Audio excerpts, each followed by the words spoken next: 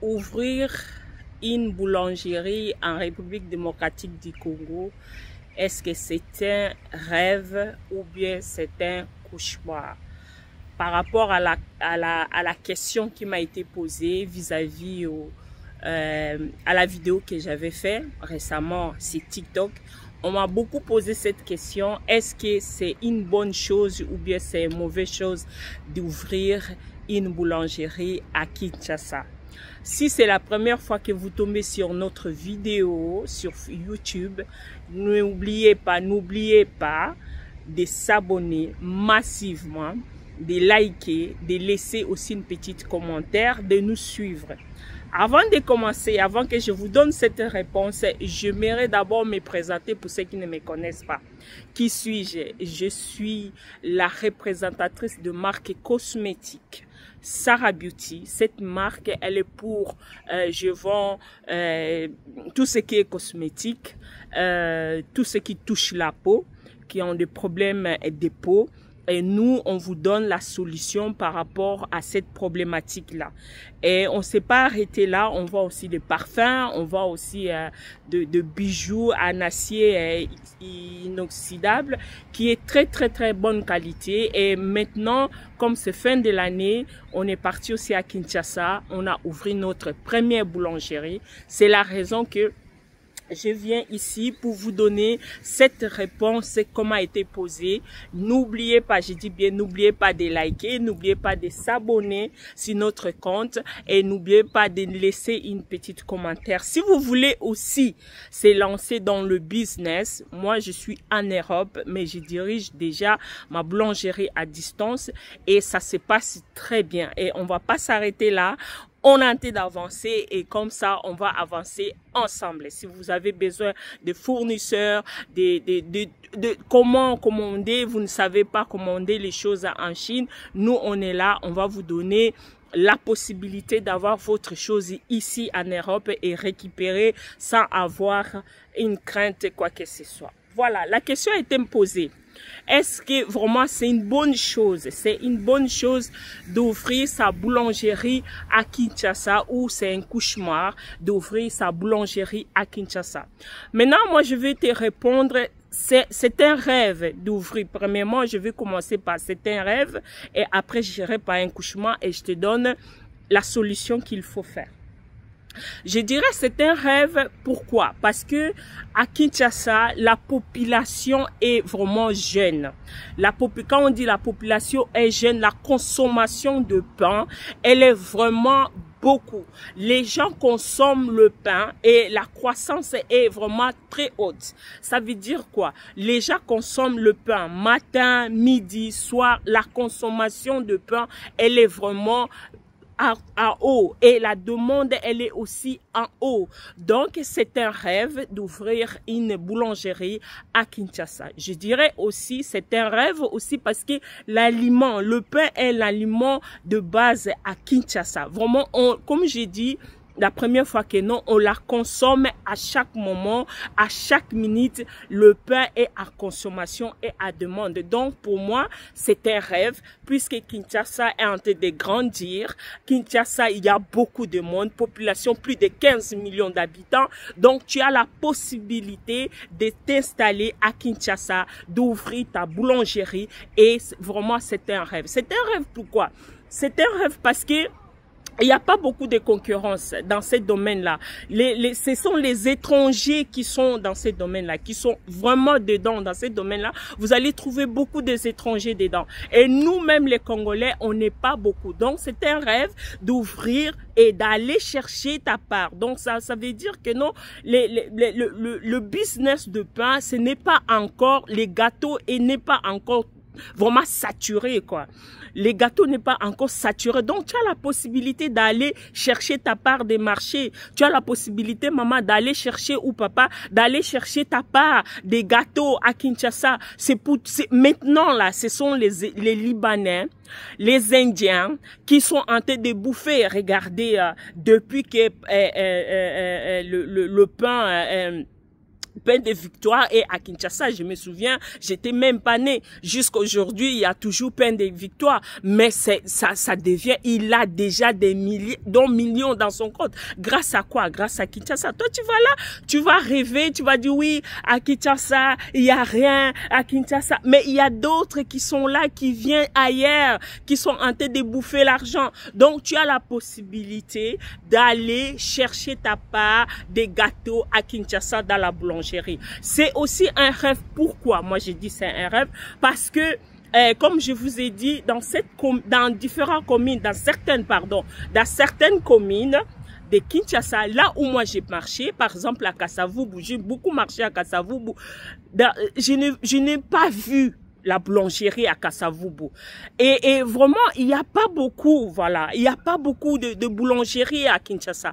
Donc, tu as la possibilité de t'installer, d'instaurer ta marque de pain que tu veux vraiment vendre et tu auras des clients. Donc ça, je dirais que non, pour moi, c'est un rêve. C'est un rêve parce qu'on n'est pas saturé. Là où il n'y a pas beaucoup de monde, tu peux t'installer là. Parce que je suis partie à Matete vers... Matete là-bas aussi, je n'ai pas trouvé de la boulangerie. Je suis allée, puisque moi j'habite derrière Palais du Peuple, à côté là, je regardais dans le coin, il n'y a pas la boulangerie. Donc tu as la possibilité de t'installer. Tu as la possibilité d'instaurer ta marque là. Tu as la possibilité de t'installer et d'ouvrir ta petite boulangerie et de commencer à consommer, à avoir des clients petit à petit jusqu'à ce que tu vas grandir. Vraiment, pour moi, c'est un rêve. C'était aussi cauchemar. Pourquoi je vais dire c'est un cauchemar? Pourquoi? C'est un cauchemar parce que la République démocratique du Congo, qui est Kinshasa, qui est la capitale, manque d'électricité. Les problèmes d'électricité, elle est vraiment, il faut pas négliger ces problèmes-là. Pour moi, c'était un cauchemar de voir que non, tu es comme ça, tu es assise, vous vous êtes en train de parler, pap, les courants est parti. Et même s'il y a les courants, vous allez constater que non, le courant qui est là, elle est faible. Même le four que j'allume, on allume le four pour que on met le pain dans les fours, mais tu sens que non, l'alimentation de courant, elle est très bas. Donc le four, les courants, elle est très bas. Donc ça ne peut même pas allumer le four. Donc pour moi, c'était un cauchemar. C'était un cauchemar. Vraiment, c'était vraiment un cauchemar pour moi. C'était un cauchemar. Pourquoi? Deuxième chose que non, il faut oublier, n'oubliez pas que non, la République démocratique du Congo exporte donc la farine. Donc la farine vient de l'extérieur pour arriver en République démocratique du Congo. Donc, ça veut dire quoi? Ça veut dire que il y a un moment, même ici, il y a un moment que tu vas voir que il n'y a pas la farine. Donc, pendant qu'il n'y a pas la farine, tout le monde va commencer à tâtonner, à chercher où est la farine. Et là, l'augmentation des farines, elle est très haute. Les problèmes, c'est quoi? Les problèmes maintenant, quand tu dis, voilà, moi, je vais venir avec cette solution, comme il n'y a pas la farine, je vais les faire... la farine mélangée avec le manioc pour qu'ils consomment. Là, tu te tapes à la figure. Pourquoi? Parce que en République démocratique du Congo, ils aiment leur pain sans farine. Donc, pain de victoire, le monsieur là a essayé de mettre le pain mélangé avec la farine et mélanger la farine de blé avec la farine de manioc. Ça a été un shit libre pour lui. Je te dis, il a perdu des clients. Beaucoup de clients, il a vraiment perdu. C'est aujourd'hui, grâce que, non, à côté de lui, il y a le pain français qui vient de commencer et tout le monde, maintenant, elle est partie par pain français. Et vous savez, les Congolais sont comment? Ils sont bizarres, hein, les Congolais. Les Congolais, ils font comme le monsieur avait mis la farine de manioc dans le pain mélangé avec la farine. Qu'est-ce qu'ils ont dit? Ils disent que non, cette farine va les donner la maladie, ça va les gonfler le ventre, donc il veut plus aller là-bas. Donc du coup, Tout le monde est parti par pain français. Et le monsieur de pain français, il a en tête de faire l'argent. Alors si toi, tu es ici en Europe, tu as la possibilité d'acheter ta machine, de renvoyer ça en République démocratique du Congo, moi, je vais t'encourager de dire, allez-y, malgré que c'était un cauchemar. C'était un cauchemar, pourquoi? C'était un cauchemar que non, il y a fraude est trop élevée. Les gens sont des voleurs. Des voleurs, des voleurs, des voleurs. Excusez-moi les noms. Il y a beaucoup de voleurs en République démocratique du Congo. Mais je dis pas seulement là-bas partout. Mais là-bas, franchement, tu peux être en règle dans tous les documents. Mais tu vas voir quelqu'un qui va venir, il va te dire, maman, nazana nzala, pesanga quelque chose, na futata transport. Tu peux pas dire non, tu vas lui donner. Maman, ça fait un mois, ça fait des ans, pardon, excuse-moi, ça fait 3 mois, nazu salaire te, mais nazana besoin na bana, nazana besoin kabila ngata 5 000 francs congolais. Donc, okope saye kaka parce que, pourquoi? Parce que, ozoyo kamawa, mawana, ezope saye, mais ope siye kaka, ozomona. Mais ce que l'obé que ono, okope sate, tu ne donnes pas parce que tu es en règle, ma chère, mon frère, tu vas voir tous les jours, les gens vont venir là pour te demander de l'argent. Donc, ça, pour moi, c'est un cauchemar. Je n'ai jamais vu ça. Et retrouver aussi les employés, maman. C'est toute une histoire de trouver les employés corrects. Qui connaît? Tout le monde va te dire, je suis le maître. Je suis comme ça. Je suis ça. Mais, il n'y a pas quelqu'un, tu vas amener, tu dis, voilà, il va te dire, je suis le maître. Mais quand tu lui donnes la machine, d'utiliser la machine, il ne sait pas. Il ne sait pas utiliser la machine. Ok, c'est vrai, tu vas me dire que oui, c'est bon. Même le pain, il ne sait pas. Donc, il faut la formation encore pour 2 semaines. Mais malheureusement, ces personnes-là, ils font vraiment le pain à base du bois, hein, donc artisanal. Mais or qu'avec le pain industriel, ils ne se retrouvent pas. Donc c'est un cauchemar de trouver les gens loyaux, pardon, qui vont venir travailler avec vous. Des employés corrects. Même les employés que j'ai travaillé avec, je vous mens pas, il y a des fois tu donnes l'argent et le monsieur part. Le monsieur part, tu le vois pas et pourtant vous êtes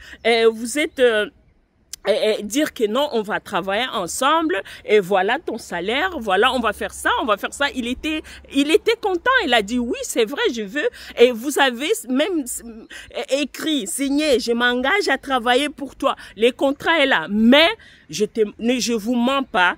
Il n'y a pas cette règle de dire voilà et de trouver quelqu'un correct qui va venir travailler avec vous pendant X moments en République démocratique du Congo. Donc c'est ça, c'est un cauchemar. Maintenant dans tout ça, on va mélanger tous les deux pour réussir dans ta boulangerie.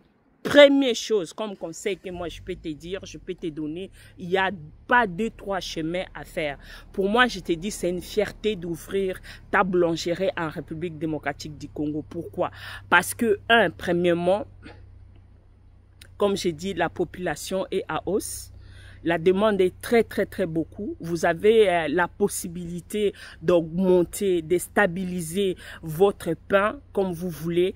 Mais d'abord ça, avant d'arriver à stabiliser le pain, vous avez le choix de choisir d'abord les quartiers là où vous allez faire, bien préparer. C'est préparer, c'est très important. Mettre à côté parce qu'il y a beaucoup des imprévus qui peuvent arriver. Si vous vous êtes préparé énormément, vous allez vraiment s'en sortir. Quand je dis la préparation, c'est quoi? C'est d'aller et regarder là où vous allez ouvrir votre boulangerie, de voir les quartiers, quel pain les gens la consomment et quel est un de plus que moi je vais faire. Je vais les amener, voilà, et s'adapter par rapport à ces gens-là. Est-ce qu'il y a beaucoup de boulangeries ici? S'il y a beaucoup de boulangeries, il faut pas y aller. Vas-y là où il y a moins de gens. Vas-y là où il y a la population. Matete, il y a la population. Kasavubu, il y a la population. Et la demande est forte. Upen, il y a la population. La demande est forte. Donc, il faut viser là où tu as la possibilité de t'installer et de t'imposer. Et il faut pas commencer à changer les prix de pain. Là-bas, on n'échange pas les prix de pain. Le pain, on sait seulement c'est 500 francs congolais. Tu dois t'adapter avec les 500 congolais.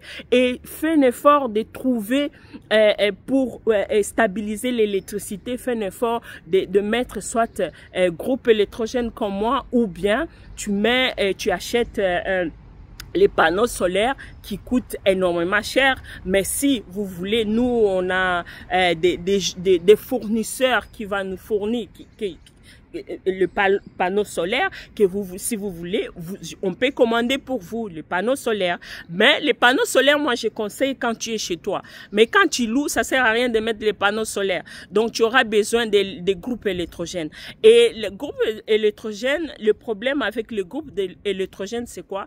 Vous avez cette fond là cette dépense pardon de beaucoup. Ça prend vraiment le mazout. Groupe électrogène, ça prend le mazout. C'est pour ça que vous devez se préparer pour s'engager. Et lorsque vous allez se préparer pour s'engager, vous allez constater que non, vraiment, votre business va aller en avant. Et si vous gérez ça bien, vous allez voir que non, la croissance, ça vraiment très rapidement et c'est vraiment rentable. C'est dans ce contexte-là que moi je vais vous quitter. Je vais vous dire que la paix du Seigneur soit avec vous. On se verra prochainement. Je suis en train de faire vraiment maximal de commencer à faire des vidéos, de mettre ça sur YouTube, mais j'ai beaucoup de choses à faire que je n'ai pas vraiment le temps, mais je profite. Chaque une semaine, je mets même une vidéo sur mon chaîne YouTube pour donner des conseils, pour vous encourager d'aller en avant. Que la paix du Seigneur soit avec vous. C'est votre Love Coach Sarah Sabiti. À bientôt. Au revoir. Merci.